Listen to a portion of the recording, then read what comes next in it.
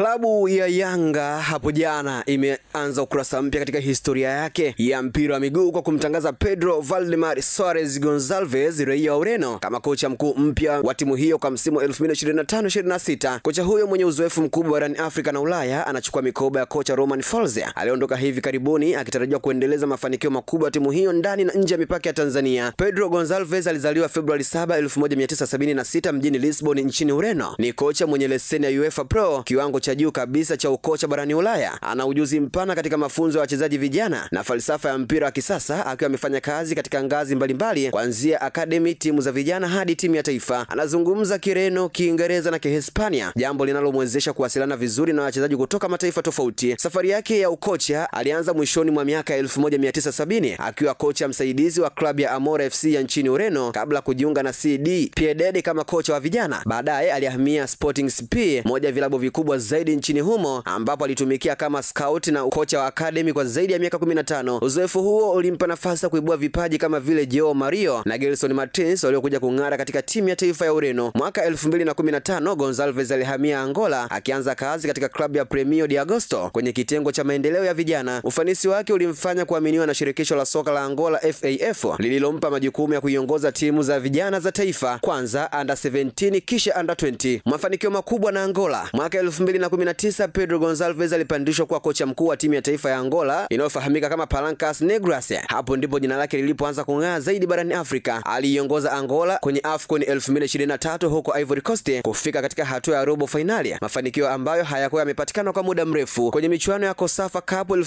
2024-25 alishinda michuano hiyo mara 2 mfululizo, akipata rekodi ya ushindi mkubwa mabao 5-0 dhidi ya Namibia kwenye finali. FIFA Under 17 World Cup 2019 chini yake vijana wa Angola walifuzu kwa mara ya kwanza katika historia ya taifa hilo. Gonçalves alipongezwa kwa kuleta nidhamu, kucheza soka la kuvutia na kuibua kizazi kipya cha wachezaji wa Angola wanaocheza barani Ulaya leo. Falsafa ya kocha huyo na mifumo anayopendelea. Kocha huyo ni mwanasayansi wa mpira wa miguu mwenye mbinu za kisasa na anayeamini katika mpira kushambulia kwa nidhamu. Mfumo anaopenda zaidi ni 4-2-3-1 unaompa uwiano mzuri kati ya ulinzi na mashambulizi. Pia amewahi kutumia 4-3-3 maarufu kama 4-3-3 hasa dhidi ya wapinzani wanaopenda kushambulia. Anapenda high pressing, kushambulia wapinzani mapema na kutumia kasi ya wachezaji wa pembeni. Uwepo wake ndani ya Yanga unatarajiwa kuleta mpira wa pasi fupi, kasi na nidhamu kubwa ya kiufundi. Kwa kifupi, Gonçalves ni kocha anayependa kuona timu yake ikimiliki mpira, lakini pia ikibadilika kwa haraka inapopoteza, yaani kufanya transition haraka. Kwa Yanga, ujio wa Gonçalves una maana kubwa. Ni sehemu ya mpango wa klabu kuendelea kuwa tishio Afrika Mashariki na kuingia katika ramani ya CAF Champions League kwa nguvu mpya. Kwa uzoefu wake kimataifa, Gonçalves anatarajiwa kuleta utamaduni wa kitaaluma, nidhamu ya kiufundi na mfumo wa kisasa wa mafunzo